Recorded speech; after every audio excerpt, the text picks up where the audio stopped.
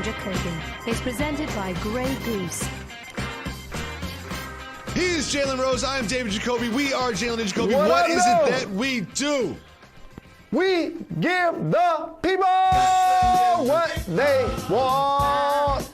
Tua versus Kyler was everything we wanted it to be. The Bills beat the Seahawks. We have so much to get to, but we start where football ended last night in Tampa Bay. What happened? This was supposed to be the best game of the weekend. It wasn't just a blowout. The Bucs got waxed. Jalen, what happened? You said it. The Bucs got waxed. And here's the thing. No question they won the offseason, in particular in the NFC. They won the in-season pickups, including adding AB. Mm-hmm. And I believe AB is going to be a positive, productive player for them, and I don't think he's going to cause any issues. However, this looked like a disinterested football team as well, Jacoby. I want to give Drew Brees his credit because he's picking these boys apart. Now, going into this game, it was the two 40-plus-year-old quarterbacks who first and second in total touchdowns in the history of the league. Drew Brees was out there throwing darts. Mm-hmm. Drew Brees was out there throwing darts, picking them boys apart. He didn't even, Michael Thomas had just returned and didn't even have to have a phenomenal game. Alvin Kamara didn't have a big fantasy game. What about Taysom Hill, Jacoby? He came in, he was making plays too. Sean Payton, Drew Brees, excellent at the quarterback position. They dominated the Bucs. Absolutely. I think Drew Brees completed passes to every single player in the Saints uniform. It just seemed like he was spreading the ball around, not just checkdowns, throwing it downfield. He looked great. It was also the other side of the ball was dominant as well. We talked up the Bucs defense, but it was the New Orleans Saints defense that showed up yesterday, giving Brady all kinds of problems. They picked him off. They pressured him. They sacked him. They were in his kitchen all day, and he did not look like the same Tom Brady that we have seen. And it just reminded me of that Monday night game when they barely beat the Giants. And then we have this game where they barely score a point, where they have some serious questions they have to answer in Tampa Bay. What do you think happens next with them? They go back to soul searching, and rightfully so, when the team that you come to up in the division have beaten you the way they've beaten you twice and made Tom Brady struggle to the point where 5 of his 7 interceptions all season are against the Saints. That's going to be an issue going forward, especially for the Bucs, who took a offensive lineman in the first round. And so when you get dominated by the defensive line the way they did, and the Saints was getting the pressure that they was getting, you can't do anything. You can't pass. You can't run. But you know what else Tom Brady was doing? Throwing interceptions. Sure looking was. immobile. Looking 40. You said it on the call earlier. After watching football all day and then watching him at night, it was like, okay. Exactly. I watched dog days in the NFL. I watched Russell Wilson and Josh Allen move the pocket, get escape, throw on the run, and then I watched Tua and Kyler just run and make things happen. And then you watch Tom Brady. It's like, okay, I'm not saying you can't be a pocket passer and be successful in the NFL. Don't get me wrong. But if you are a pocket passer, to be successful, you need to be protected. And they were not protected. My guy, Trey Hendrickson, sacked Tom Brady on 3 straight snaps. 3 straight snaps. Now, one of them is a penalty. It didn't count. But they were just sacking him over and over and over again. And he just couldn't move. Like, he used to be able to step up and slide to his left or slide to his right. He can't really do that the same anymore. And it was not ever more evident than it was last night against the New Orleans Saints, who I really felt like going into that game was the second best team in this matchup. And I'm leaving that game thinking it is a huge gap with the New Orleans Saints over Tampa Bay. A lot of other games to get to. Another marquee matchup from yesterday were the Seahawks traveling into the Bills, where I predicted that they would be upset. And guess what? Josh Allen went off over 400 yards, 3 touchdowns, 1 on the ground. What did you like from the Bills offense? Well, you said it, the development of a young quarterback that's becoming a star overnight and a franchise guy that a lot of people have faith in, not only his strong arm from the pocket, but as you see, his ability to move the pocket and rush for touchdowns as well. We talked about their duo of backs, it's Singletary and Moss. Moss got him another touchdown. We know about Diggs on the outside. He basically gets 100 yards per game. But having a quarterback that you can rely on, That's most of the battle for Buffalo because their defense, in particular against a guy like Russell Wilson, was crucial. And they were able to turn him over 4 times. As their quarterback scored, 3 rushing, 3 passing, 1 rushing, 4 TDs. Exactly. This Seahawks defense isn't just bad. They are historically bad. They give up 362 yards a game through the air. Again, 362 yards a game through the air. They do create pressure and sacks. That was nice. But look at where they rank. Look at where they rank. They're amongst the worst in the league. You cannot win like that. It just cannot happen because Russell Wilson didn't play that bad. He did have those terrible turnovers, but they put up 34 points. But the problem is the other team's going to put up 44 points, and they did get pressure. And see these plays right here? This is on a key possession when they brought it to within 7 points. They got pressure. They brought Dunlap. They got Allen. They got Allen all flustered. They brought Adams. And what'd they do? McDermott, they were just like, we're going to throw screen passes. Oh, you guys are going to come at us and blitz in the whole second half? We're just going to dump a little screen here, dump a little screen there, 30-yard chunks, ball game. Now we're up by 2 possessions. You see all that pressure they're bringing? Just dump it and run. This was really, really smart from the Bills, who played great on both sides of the ball and do look like the best team in the AFC East right now. Imagine being Bobby Wagner. You were one of the leaders of the Legion of Boom, and you add Jamal Adams, and you're one of the worst passing defenses in the whole NFL. That's just a unique transformation for a player. But for Russell, he's missing Carson. I know we talk a lot about the bigger name backs in the league, but he is a 3-down guy. They're able to get you 100 yards rushing and take a lot of pressure off Russell. So not having him back there also was something I think that the Bills took advantage of. And he turned the ball over, but he turned the ball over in really weird ways. Like those 2 passes were bad, the ball security and not seeing the guy coming from the front side, not even the back side. It was an odd game for Russell, but it was a great game for the Bills, who further legitimized themselves as a true contender in the AFC. However, they do have some competition in the AFC East, but sometimes our show on ESPN switches networks into the Cardinals News Network. We picked the Cardinals as one of the teams that we were going to follow all season long. There's a huge matchup between 2 very dynamic and exciting quarterbacks, and it lived up to all the hype. It was eventually Tua and the Dolphins that would win this one just by a couple feet of a field goal. But Tua played great. Let's celebrate the young man from Alabama. And when you're talking these 2 teams on a national stage, it's normally going deeper into the box score because normally they don't make the cut based on the big-time national names.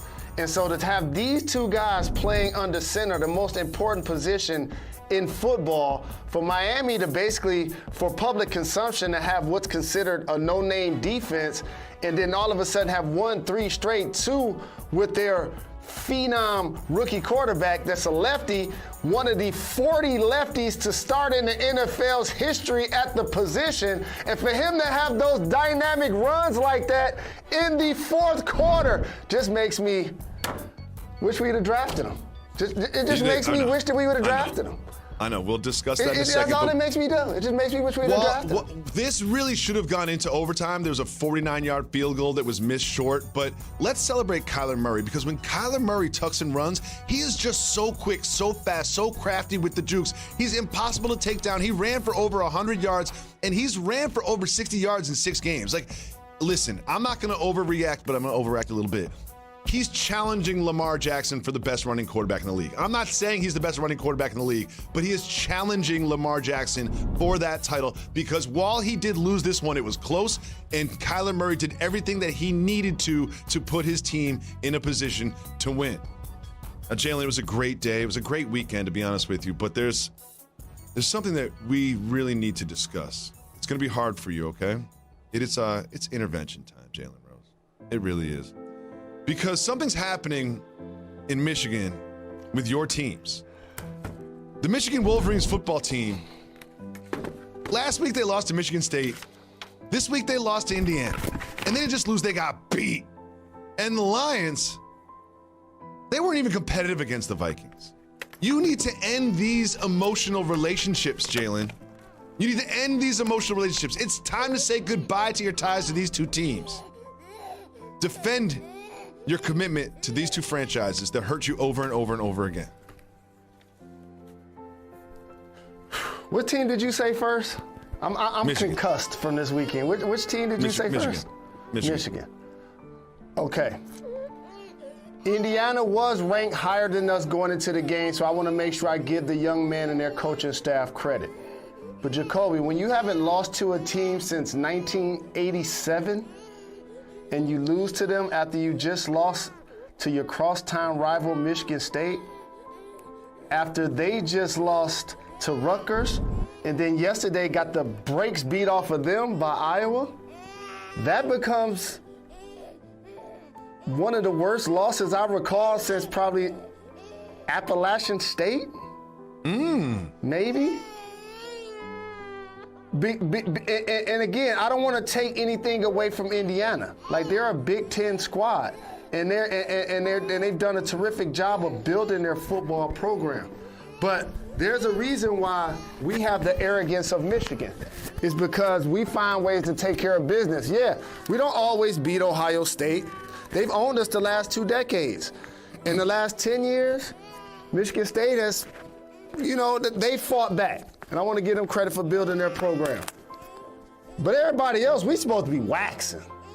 And when that's not happening, it hurts my heart. Now let's talk about the Lions. Rather not. So let me get this right. We had big play Slay. He was all pro, we let him go. We draft the corner instead of having 2 really good corners, in our opinion. Matthew Stafford has been with us his entire career. He deserves better. I like the Staffords. But Tua, Justin, they were there. Justin is tall. He's in the pocket. He's 6'6". Tua, you seen him. Tua scrambled to the left. Evaded tacklers.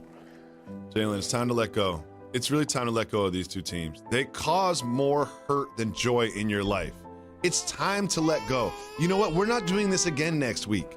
Next week, when both these teams lose again, we're not doing this again. Now it's time for you to look in the mirror and really put your happiness first. Put your mental health first. It's time to let go of these two teams. Jalen, we have 2 teams in the AFC, the Steelers and the Ravens, that both won their games but left me with some concerns. We'll detail that and much more. A lot to get to. Stay tuned. You're watching Jalen. Welcome back to Jalen and Jacoby, presented by Grey Goose. Next Wednesday, the 74th annual NBA draft. This will be a draft like none other. Not only will it be virtual, we have no idea who's going to go 1. Expect a lot of trades and intrigue. It will be a fun one next Wednesday at 7 p.m. on ESPN.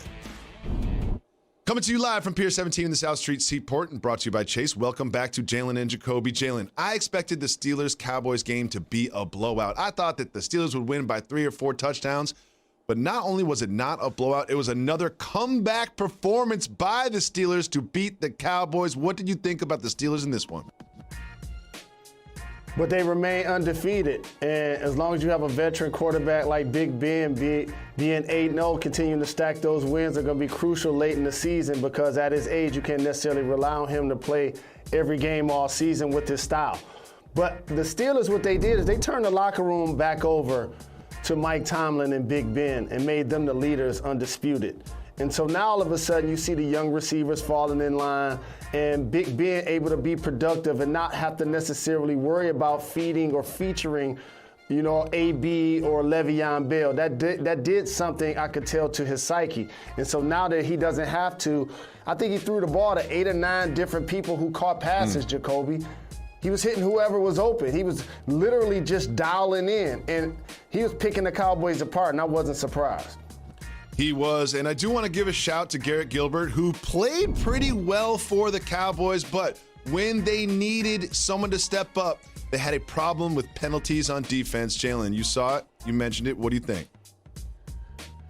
So if you look at the stat sheet, it's like, well, they had, less than 10 penalties. Well, any penalties is too much. But of the ones that they got in particular, they extended drives for the Steelers and gave them an opportunity to actually win the game when the Cowboys, as you mentioned, were playing so well, gave themselves a chance to win. They outrushed the Steelers. They were in position to, but those bad penalties at inopportune times cost them the game.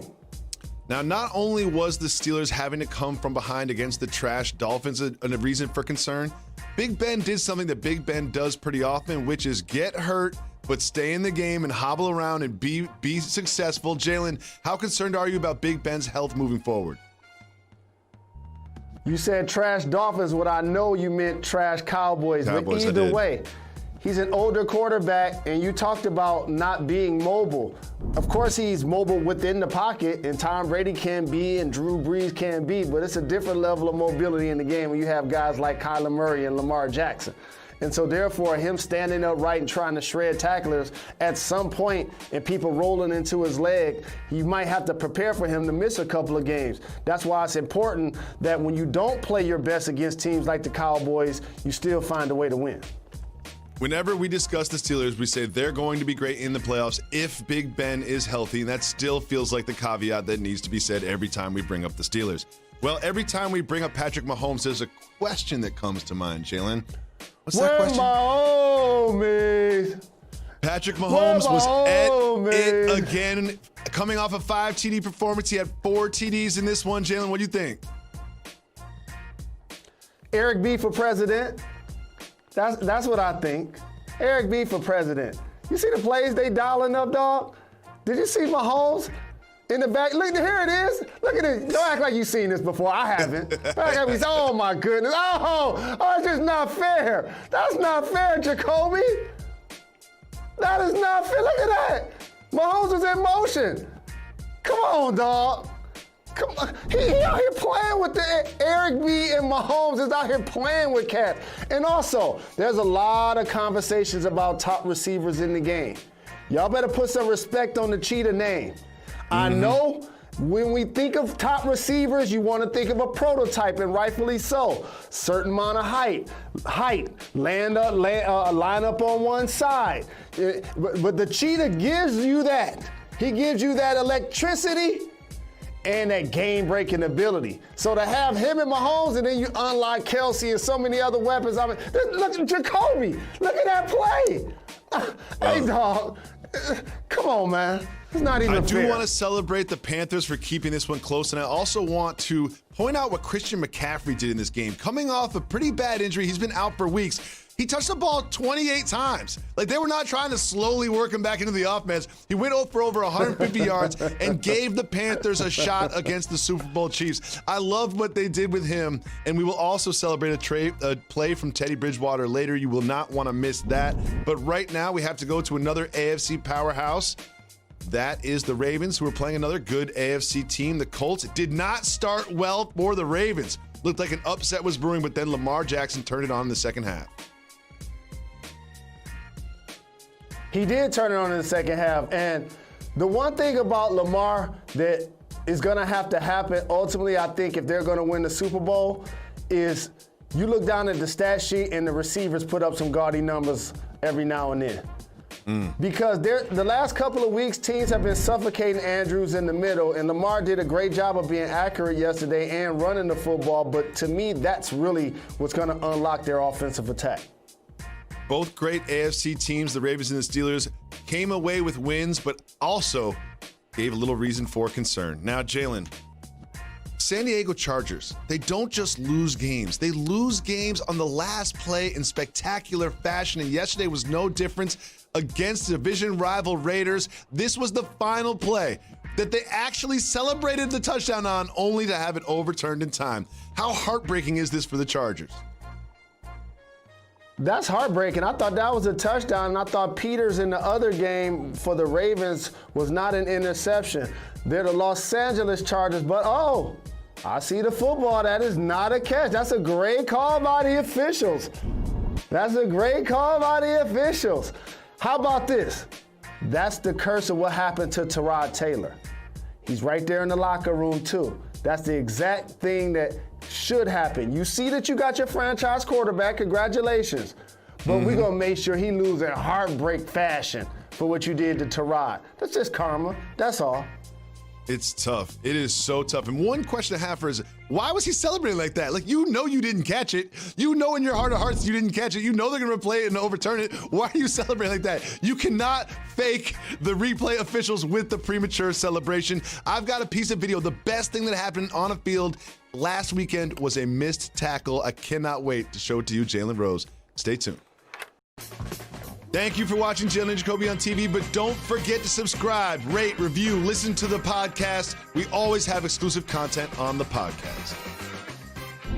Jalen, a lot of people are clowning Phillip Rivers for this attempted tackle, but I'm going to celebrate the effort. Now, after he tackled himself, look at the second effort right there, trying to take him down. Jalen, what do you think about this attempted tackle from Phillip Rivers? The only problem is when the guy jumps over you and you're on your backside. You know, as another adult, you never want that to happen. Yeah, you know, I also lack of athleticism.